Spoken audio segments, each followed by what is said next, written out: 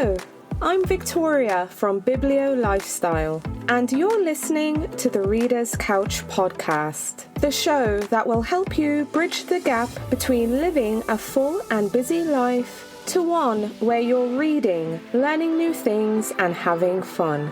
In today's episode, I'm so excited to share with you some books that celebrate family, gratitude, and giving thanks. So from heartwarming family stories to more dysfunctional ones, if you're looking for some recommendations to read this season as you gather with family and friends, or if you're deciding to go at it solo, I think I have some options for you. So stay tuned. Hi readers, welcome again to the Reader's Couch. I'm your host, Victoria Wood, and today I'm so excited to share with you some book recommendations that all celebrate family, gratitude, and giving thanks. So it's fair to say the holiday season is here, and just this past weekend, I had a successful first family gathering. So I consider it successful because I didn't have to go in the closet, to just get a breather and just, center myself again. So for me, that was just absolutely wonderful. I think it also helps when you set boundaries, So, it was really, really good. If you subscribe to the weekly newsletter, you probably got the journal email where I shared the one thing that we were all laughing about. And it has something to do with a 1-year-old and cookies. So, we had a grand time, quite honestly. So it was really good to catch up. And like I said, first of many. So holiday season is here and it's really, really in full swing. So for some folks, when the holiday season comes around, it's a time for gathering with family and friends. It's a time where we share meals, we celebrate traditions, but it's also a time to reflect on what we're thankful for. And it's also a time when we often express our gratitude. Now, some of us also might be going at it solo. I've been there before, though not recently, but I know for sure that sometimes life happens. Sometimes it's a personal choice because, again, boundaries. So regardless if you're spending time with family and friends, or if you're going at it solo, I truly believe, as the bookworm that I am, that the best way to capture the spirit of the holidays is through reading books. So if you're looking for some recommendations to read this season as you gather with your friends and family, or if you're going at it solo, I have some recommendations for you. So I'll be recommending, 6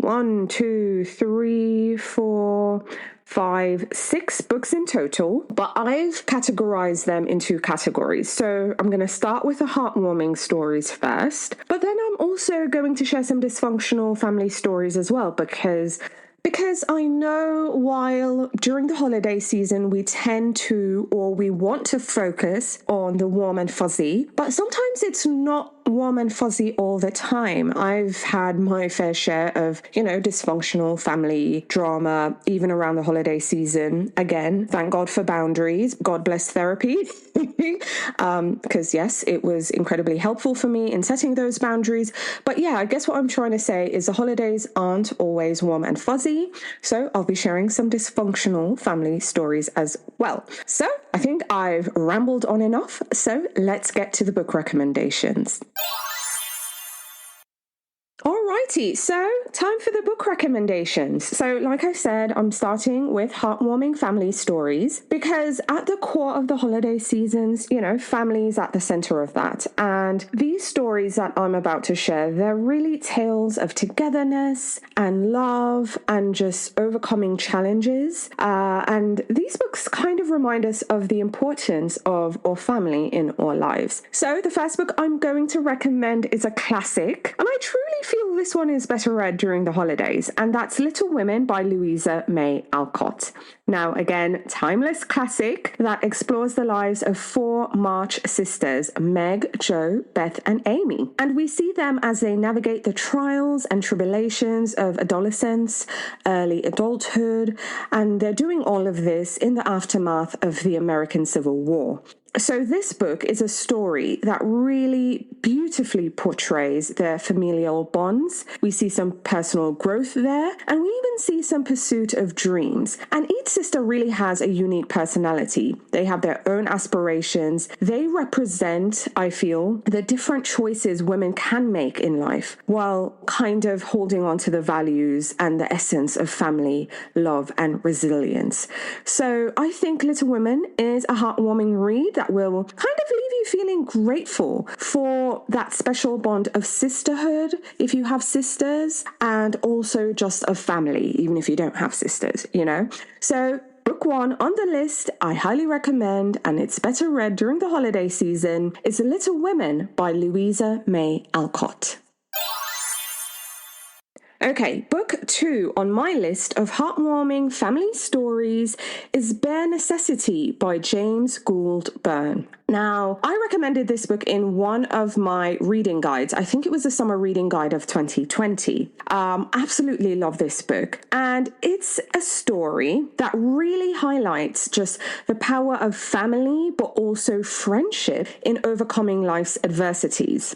So the novel revolves around Danny, who is a father. He's widowed, and he's struggling to reconnect with his son Will after the sudden death of his wife. Now, Danny is also going through a lot of things as well. He loses his son, he's desperate for money, and he decides that he's going to take on this job of being a dancing panda bear in the streets, which happens to be helpful because coincidentally, he ends up saving his son Will from bullies. But here's the thing. Will does not know that the panda, the man inside of the panda, is actually his dad, Danny. And Danny doesn't immediately tell him that, hey, you know, it's me, your dad, inside this panda suit, because for the first time since his mom has passed away, Will opens up for the very first time to the man inside the panda suit, just completely unaware again that it's his dad. So we see this newfound connection happening. Of course, his dad is just thrilled that he has finally opened up. But now he's really unsure if he should reveal the truth because he really doesn't want to destroy this connection. So, yeah, you know, Bare Necessity, I think it's a heartwarming, it's also a humorous story that, you know, you'll find comfort in during troubled times, I feel. It just really captures the essence of family, again, resilience, and just the healing power of companionship and friendship. So I really think that this is a really good heartwarming read for you to add to your holiday list if you're looking for a book that celebrates family, gratitude, and giving thanks. So again, I hope you will give Bare Necessity by James Gould Byrne to your reading list. Okay, so the third book on my list of heartwarming family stories is Musical Chairs by Amy Popel. I'm almost sure this one too was in the summer reading guide from 2020 because I absolutely love this story. There's something about Amy Popel. She does family dynamics really well. I really enjoy her books very much. But anyways, this one, Musical Chairs, it's charming, it's witty, and it's that family story that I think captures both the joys and trials of family. So in the novel, we meet Bridget and Will, who are longtime best friends. They are incredibly close, incredibly devoted to each other. You're probably going to wonder, well, why aren't they together? But anyway, they do have a baby together, and it's a musical group, the Forsyth Trio. And, you know, it's a successful summer ensemble, I would say. And the third person who makes it a trio is their former classmate, Gavin. Now, Gavin is someone who's gone on to have a really successful classical music career, whereas, you know, Bridget and Will, they embrace their success on a much smaller scale. But Gavin is incredibly successful. Now, anyways, Bridget, she's quite the person to keep an eye on. Now, she has a lot going on, and just really in a way that family drama and just life can be. Now, she has plans for the summer, but then her boyfriend breaks up with her, and her adult children decide that they're going to move back home. So this woman who had an empty nest, now it's all full again. She's also dealing with stuff with her father. He has an upcoming wedding, which is a whole situation. But then she's also trying to bring the trio back together. And I know the summary that I just gave you sounds pretty chaotic, but it's kind of what this book is. We see all the characters facing personal challenges, but we also see them finding just refuge in their chaotic but incredibly loving family home. And I think some of us can relate to that, just having a family, like they're very loving and everything, but they're a chaotic bunch and everyone has something else going on. So I hope, if you haven't already, I hope you'll give Musical Chairs by Amy Popel a go. Alrighty, so I just got done sharing the heartwarming family stories. So let's get into the dysfunctional one. Because, hey, if your family is more on the dysfunctional side, or if you've been there and you're looking for a book where you can feel seen, I have some recommendations for you. Now, the first one I'm going to recommend is a book I recommended in the 2023 Summer Reading Guide, and it's Fireworks Every Night by Beth Raymer. Now, again, if for nothing else, the title says enough. Fireworks every night.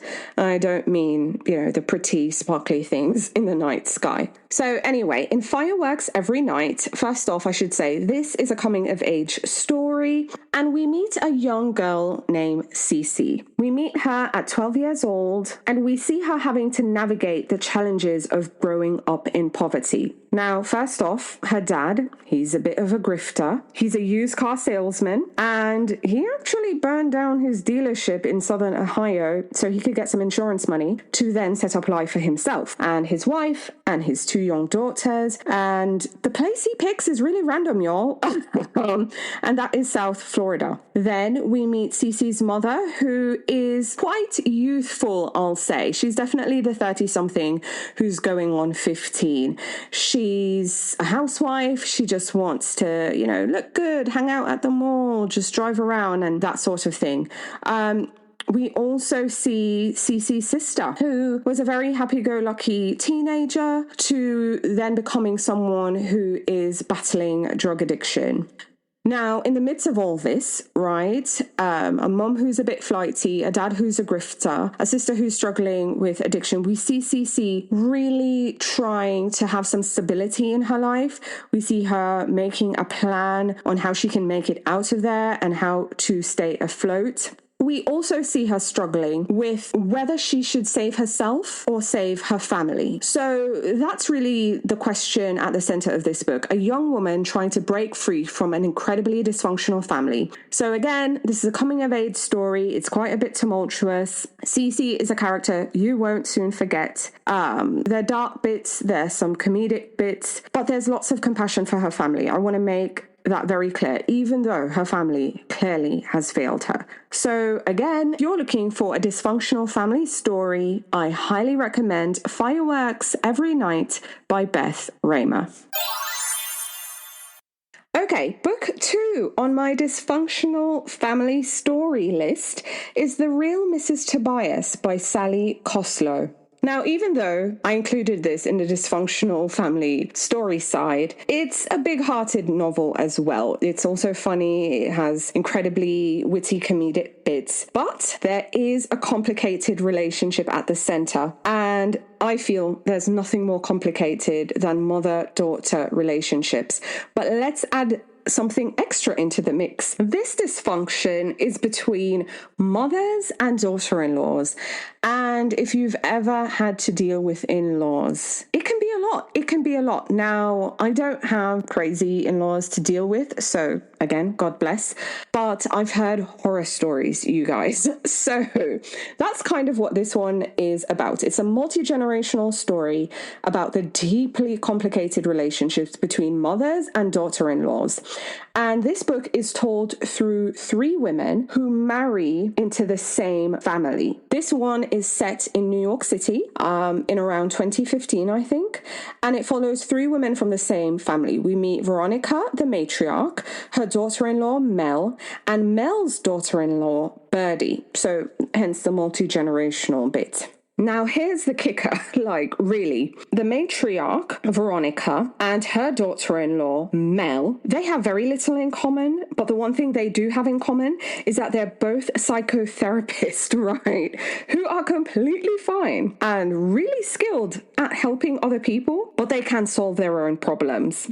Birdie, though, we see her as she's in culture shock, having married into this family. And then it doesn't help that her husband gets into some trouble, which I won't say. It backs her into a corner. And he won't listen to his wife. He won't listen to his mum. He won't listen to his grandmother. No one, actually. None of the women are able to, kind of convince him to do the right thing. And we see Birdie just leave, pack up, go back home. I think she's Midwestern, and hoping that space will give her the time she needs to just get some clarity about what to do and also get some, advice from her own grandmother. So again, another woman in the mix, though not a primary character, so to say.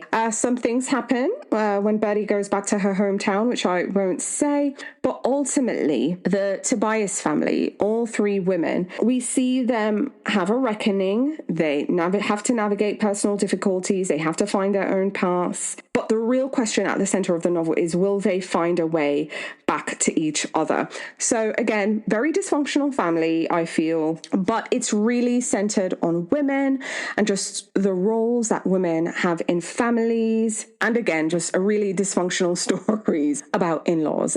So yeah, I hope, if you haven't already, that you'll give The Real Mrs. Tobias by Sally Koslow a go.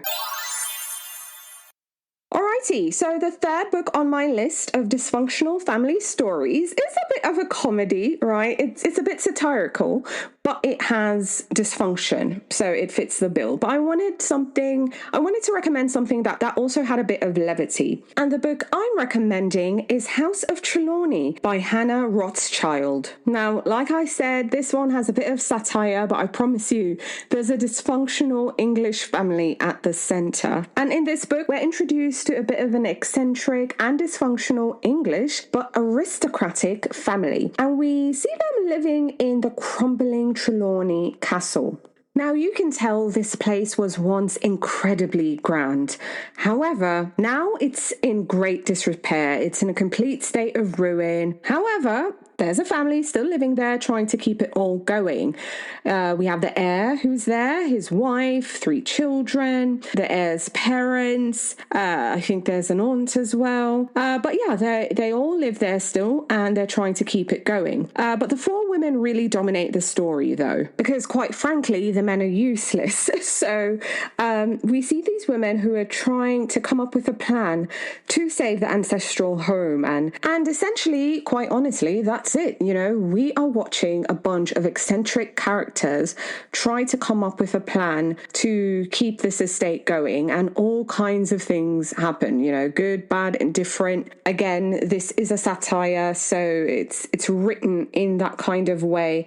But it's quite delicious, I have to say. So even though I know full well the odds of anyone, well, I shouldn't say anyone, but the odds of many of us being able to relate to these characters are slim to none, this is just something to read if you're looking to read an entertaining dysfunctional family story, because it is quite witty and funny just kind of seeing the family navigate all of this. So if you're looking for a satire that's entertaining with a dysfunctional family at the center, I highly recommend that you read House of Trelawney by Hannah Rothschild. Alrighty, readers, so those are the 6 books that celebrate family, gratitude, and giving thanks that I recommend you read. For all heartwarming family stories, I recommended Little Women by Louisa May Alcott, Bare Necessity by James Gould Byrne, Allen, and Musical Chairs by Amy Popel. And on the dysfunctional family story side, I recommended Fireworks Every Night by Beth Raymer, The Real Mrs. Tobias by Sally Koslow, and The House of Trelawney by Hannah Rothschild. Readers, if you haven't already, pretty please leave the podcast a 5-star rating, write me a review if you love the show, and share this episode or any of your favorite episodes with your bookish friends. It really helps the show, and the best part is it really doesn't cost a penny. So as always, readers, thanks for being here, thanks for listening, and I'm looking forward to chatting with you again soon. Bye for now. Thank you so much for listening to the Reader's Couch podcast. Please subscribe to the show, share it with a friend, and take a few seconds to leave a rating and review. Until next time, stay lounging, stay reading, and whenever you're in doubt, go straight to your local bookstore or library. Thanks again for listening, and happy reading.